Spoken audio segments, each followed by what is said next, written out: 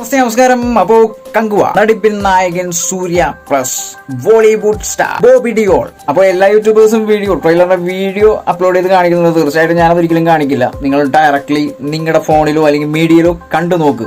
പടം വേറെ തലമായിരിക്കും. സാങ്കേതിക വിദ്യയിലൂടെ പക്കാ സിനിമ എന്ന് പറയാം. തീർച്ചയായിട്ടും ആ ഒരു ട്രെയിലർ കണ്ടാൽ ഈ അടുത്ത കാലത്തിറങ്ങിയ ചിത്രങ്ങൾക്ക് മേലെ ആ ഒരു ട്രെയിലറിലെ ഓരോ രംഗങ്ങൾ കണ്ടാൽ റൊമാൻറ്റിഫിക്കേഷൻ.